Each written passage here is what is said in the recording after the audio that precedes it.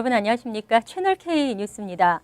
내일 업계에 단속의 칼바람이 불고 있습니다. 한인 업주들은 나름 대책을 세우고 있지만 불안하기는 마찬가지입니다.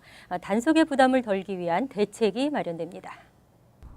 란킴 뉴욕주 하원 의원과 이상호 뉴욕 한인 네일협회장은 어제 플러싱 한 식당에서 기자회견을 열고 뉴욕 한인 네일업계가 단속을 위한 대책안을 뉴욕 주정부에 요청했다고 밝혔습니다. 김 의원이 앤드류 코모 뉴욕 주지사와 특별 단속반에 발송한 서한은 우선 노동국과 뉴 아메리칸 오피스에 $10,000,000를 배정하고 한국어와 중국어, 스페인어로 네일업계 종사를 원하는 이민자들을 교육하도록 하고 있습니다. 또 네일업주가 자발적으로 노동법 준수 의지를 밝힐 경우 3개월간의 단속 유예기간과 함께 3에서 6개월의 환경 개선 기간을 주는 내용을 담고 있습니다. 또 이 기간 동안 업주가 적절한 시급을 지급할 경우 그동안 적발된 위반 사항에 대해 더 이상 책임을 묻지 않도록 하고 있습니다. 이 밖에 오버타임 수당을 주지 않았더라도 직원 1명당 $1,000의 벌금을 내면 처벌을 하지 않는 내용 등도 포함했습니다. 김 의원은 네일업주에 대한 처벌이 아니라 네일업계 환경을 개선시키는 방안에 초점을 맞춰야 한다고 강조했습니다. 제34대 뉴욕 한인회가 전반기 정기 이사회를 개최하고 이사회 임원 선출 및 34대 사업 계획안 등의 사안에 대해 논의했습니다. 뉴욕 한인회의 연속성을 위해 신뉴욕 한인회 건설위원회를 주축으로 회칙을 개정하고 플러싱 지역에 시니어 쉼터를 건립하겠다는 계획도 발표했습니다. 박민기 기자가 보도합니다. 제34대 뉴욕 한인회가 전반기 정기이사회를 개최했습니다. 어제 저녁 맨해튼 뉴욕 한인회관에서 진행된 이사회에는 총 40여 명의 이사가 참석해 한인회 측에 명시되어 있는 의결 정족수 30인을 충족했습니다. 에스더 이 이사장은 뉴욕 한인회는 회장과 이사들을 포함한 한인사회의 모든 구성원들이 함께 꾸려나가야 한다며 이사들의 적극적인 참여를 당부했습니다. 비록 첫 모임인데 여러분들의 좋은 의견도 경청하며 여러분들께서 저 혼자 가는 게 아니고 민 회장님과 저와 여러분이 함께 가는 34대입니다. 여러분들의 끊임없는 사랑과 협조를 간절히 부탁드리며 곧이어 이어진 전반기 사업계획안 발표에선 뉴욕 일원 한인사회 단합을 위한 코리안 퍼레이드 및 뉴욕 한인회 밤 등의 행사와 뉴욕 한인회 연속성을 위한 회칙 개정안 등의 계획을 밝혔습니다. 장준영 정책부회장은 특히 시니어 쉼터 건립 사안은 34대가 중심적으로 생각하는 주요 사업 중 하나였지만 선거 문제로 인해 많은 진전이 없었다며 앞으로는 쉼터 건립에 매진하겠다고 강조했습니다. 노인분들에 대해서 어떤 쉼터의 필요성을 자꾸 여러 가지 그 사회 문제로 통해서 그 필요성이 자꾸 대두되는 것이 사실입니다. 그래서 저희들이 지금 시니어 쉼터 건립은 저희들이 좀 이렇게 성의와 열의를 가지고 아마 이 사업의 34대 사업의 주요 사업으로 집어넣을 예정입니다. 한편 어제 이사회 임원 선출식에선 불교방송 진행을 담당하고 있는 김자원 이사와 뉴욕 한인조종학교 신상철 기장이 부이사장으로 선출됐습니다. 채널 K 뉴스 박민기입니다. 메모리얼데이 연휴가 시작됐습니다. 이번 메모리얼데이의 여행자 수는 최근 10년간 최고 수준이 될 것으로 전망됐습니다. 전미자동차협회는 올해 메모리얼데이 연휴 기간 동안 뉴욕과 뉴저지를 포함해 미 전역에서 3,700만 명 이상이 50마일 이상의 장거리 여행을 떠날 것으로 예상했습니다. 협회가 예상한 올해 여행자 수는 3,720만 명으로 지난 2005년 이래 최고 수준을 기록했고 지난해와 비교해서는 4.7% 증가했습니다. 자동차협회는 노동시장의 활성화와 개솔린 가격의 인하가 이번 여행자 수 증가에 큰 몫을 한 것으로 분석했습니다. 한편 올해 메모리얼데이 연휴 기간의 평균 개솔린 가격은 갤런당 $2.66로 1년 전 $3.66보다 $1가량 낮을 것으로 예상됐습니다. 이처럼 사상 최대 여행객이 몰릴 것으로 예상되는 이번 메모리얼데이 연휴에 메트로폴리탄 교통공사와 뉴저지 트랜짓 등은 특별 열차를 운행하기로 했습니다. 또 버스와 전철은 특별 스케줄에 따라 운행되지만 메모리얼데이 당일은 모든 관공서가 문을 닫습니다. 롱아일랜드 레일로드는 오늘 오후부터 펜스테이션에서 출발하는 열차를 10대 증편했습니다. 또 23일과 24일은 주말 공휴일 일정으로 운행합니다. 메트로놀스 역시 오늘 오후 1시에서 4시 사이 그랜센트럴역을 출발하는 열차 17대를 증편 운행하고 뉴저지 트랜짓과 패스 역시 오늘 열차를 추가로 투입했습니다. 메트로폴리탄 버스와 전철은 25일까지 주말 공휴일 일정으로 운행됩니다. 또 메모리얼 데이에는 뉴욕시 교대 주차 규정이 해제됩니다.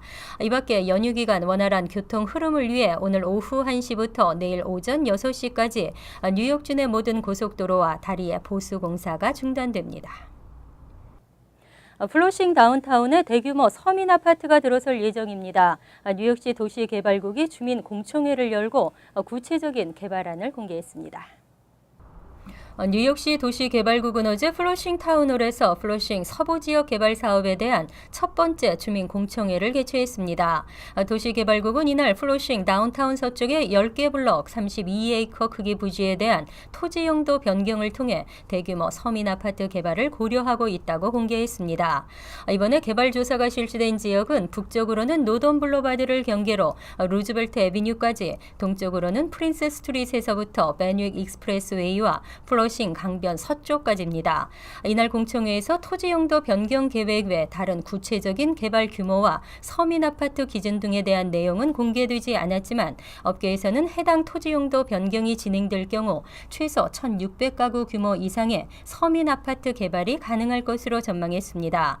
도시개발국은 이번 주민 공청회를 시작으로 올해 말까지 주민들에게 개발의 필요성을 설명하고 의견 수렴 과정을 거친 뒤 보다 구체적인 계획을 확정한다고 밝혔습니다. 뉴욕주 표준시험을 거부하는 학생이 지난해보다 급증했습니다. 이 같은 표준시험 거부는 주정부가 시험 성적을 교사 평가에 반영하겠다고 밝히면서 급격히 확산되고 있습니다. 올해 뉴욕주 표준시험에서 영어와 수학시험 중 한 과목이라도 거부한 학생이 최소 16만 5천 명으로 지난해 집계 결과보다 약 3배 가까이 증가했습니다. 하지만 이 숫자는 롱아일랜드와 업스테이트 일대 721개 학군 중 440개 학군만 반영된 숫자입니다. 뉴욕주 학군 가운데 가장 큰 뉴욕시를 비롯한 250여 개 학군에 대한 시험 거부율 기록은 아직 파악되지 않았습니다. 뉴욕주의 이와 같은 표준시험 거부 움직임은 주정부가 시험 성적을 교사 평가에 반영하겠다고 밝히면서 지난 2년 동안 급격히 확산되고 있습니다. 이들은 표준시험 성적을 교사 평가에 반영하면 결국 시험만을 대비한 교육으로 치우칠 수 있다고 주장하고 있습니다. 현행 주 법규는 매년 3에서 8학년을 대상으로 영어와 표준시험을 치르도록 하고 있지만 학생이 반드시 이 시험에 응시해야 한다는 규정은 없습니다.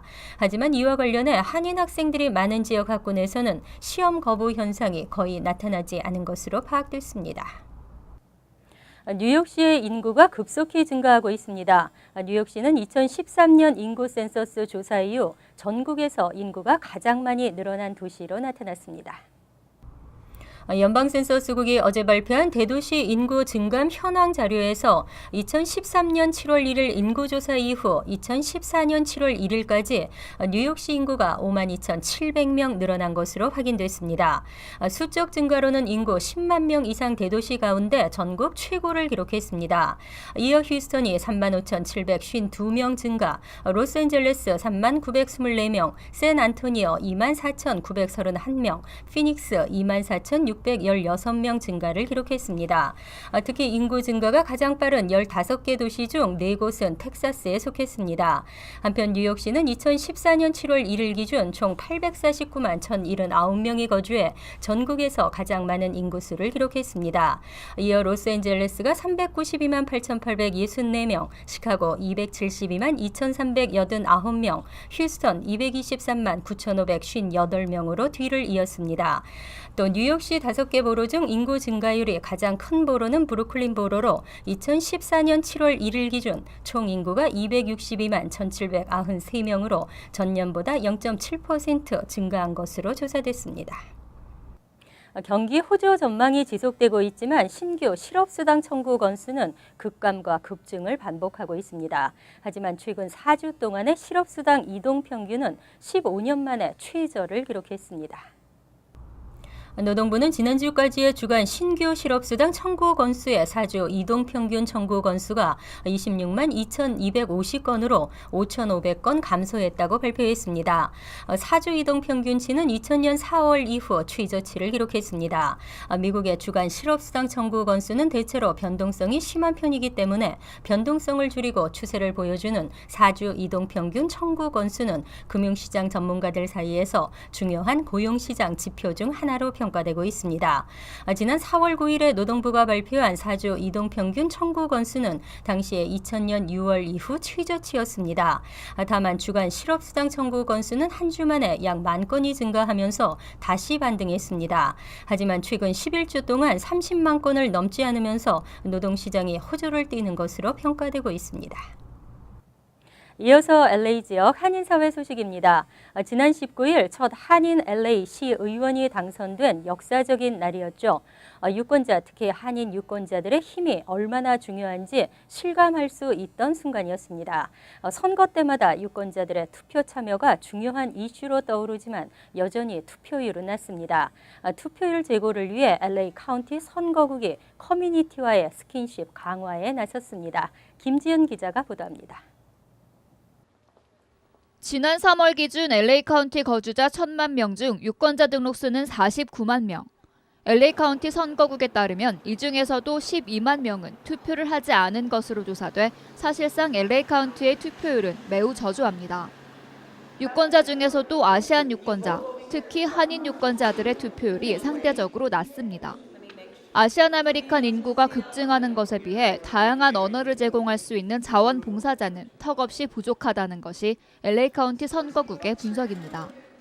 LA 카운티 선거국은 앞으로 한인 유권자들이 보다 쉽게 투표에 참여할 수 있도록 한국어 서비스를 강화할 예정입니다. 첫 번째가 이 폼이 있습니다. 전화 주시면 한국어로 된 폼이 있어요. 이 폼을 가지고 여기 다 한국말 돼 있으니까 여기 폼을 작성하신 다음에 저희한테 보내주시면, 두 번째는 만약 유권자이신 경우에는 이 유권자의 샘플 발렛을 받으시고 이 받으신 다음에 뒤에 보시면 영구 우편 투표자 하시겠습니까? 라는 박스가 있어요. 이 박스 체크를 하시면 LA 카운티 선거국은 영어가 서툰 한인 유권자와 투표율이 저조한 20대 유권자들의 투표율을 높이기 위해 새로운 디지털 디바이스 시스템을 도입한다고 밝혔습니다.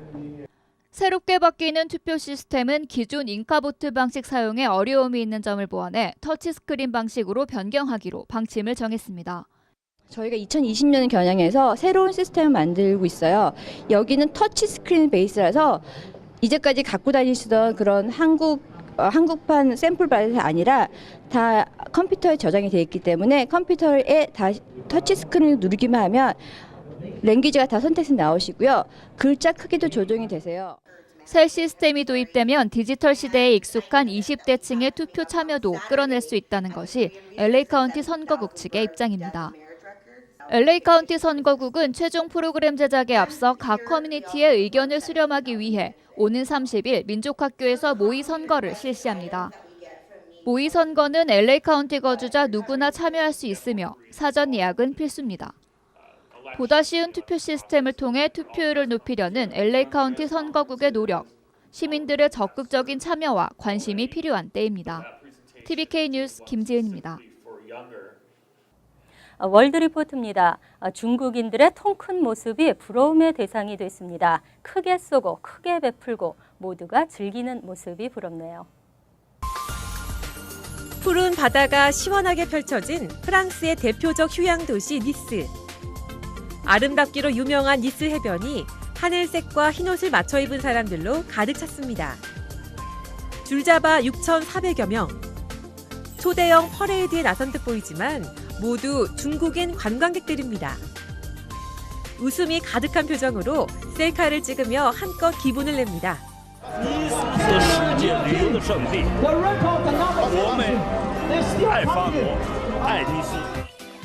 이들은 중국의 거대 재벌인 텐사그룹 직원들로 창사 20주년을 맞아 한꺼번에 프랑스 여행에 나섰습니다. 이날의 주요 행사는 해변가에 거대한 글자를 만드는 것.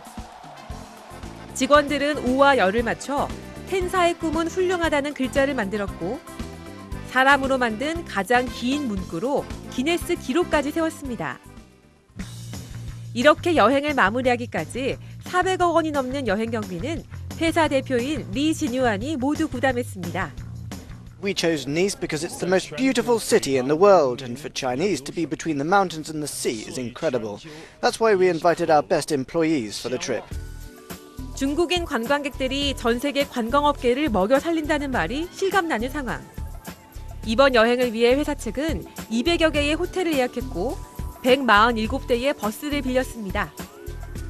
이들은 니스에 오기 전 파리의 백화점에서 명품 쇼핑을 즐겼습니다.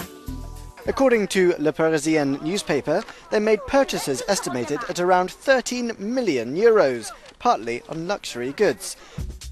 니스시도 텐사 직원들의 방문으로 단숨에 240억 원 정도를 벌어들인 것으로 알려졌습니다.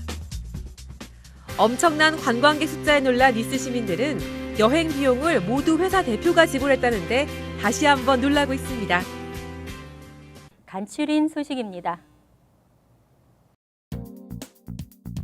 한인들이 많이 찾는 뉴저지주 병원들에서 환자 개인정보 대규모 유출이 발생했습니다.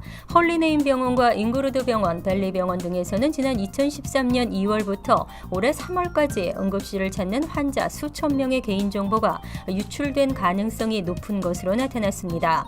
현재 연방정부는 이들 병원에 결제 대행 서비스를 제공하는 메디컬 매니지먼트 LLC의 직원이 고객 정보를 빼돌린 사건을 수사 중이라고 밝혔습니다. 뉴욕주 정부의 보조를 받는 플러싱의 비영리 기관이 임직원들의 술값과 선상 파티 비용을 당국에 청구했다가 적발됐습니다. 주 감사원은 정신건강 서비스를 제공하는 PSCH가 지난 2012년 정신건강 서비스국에 청구한 비용 중 15만 2천 달러가 부당한 것으로 드러났다고 밝혔습니다. 감사원은 특히 이 가운데 5만 4,800달러는 임직원과 이사의 유흥을 위해 지출됐다고 지적했습니다. 경찰이 맨해튼 일대에서 자전거를 타고 다니며 여성을 타깃으로 날치기를 하는 용의자를 공개 수배했습니다. 뉴욕시경은 용의자가 지난 2월부터 4월까지 주로 늦은 밤이나 이른 새벽에 맨해튼 일대에서 자전거를 타고 다니며 여성들의 휴대전화나 지갑을 낚아채 도주하고 있다고 밝혔습니다. 경찰은 용의자의 영상을 공개하고 목격자들의 제보를 기다리고 있습니다. 한미정신건강협회가 오는 6월 6일 플러싱 병원에서 2015 연례 전문가 컨퍼런스를 개최합니다. 올해 연례 컨퍼런스는 어린이와 청소년을 위한 중재와 지원, 다문화 커뮤니티의 행동 건강 이슈에 대한 문화적으로 올바른 접근이라는 주제로 진행됩니다. 특히 외상 후 스트레스를 받고 있는 어린이와 청소년들의 정신 건강 치료 방법이 주요 내용이 될 것으로 알려졌습니다. 환율과 증권 소식입니다.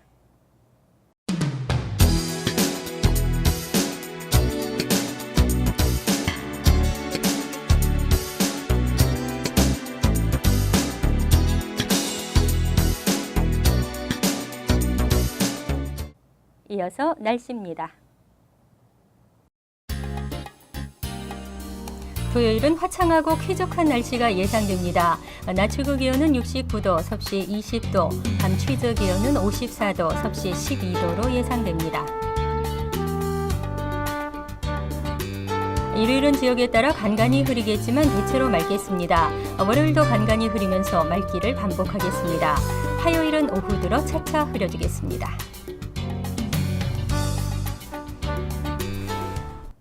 항상 여러분과 함께하는 채널 K 뉴스 여기서 마칩니다. 편안한 주말 되시기 바랍니다.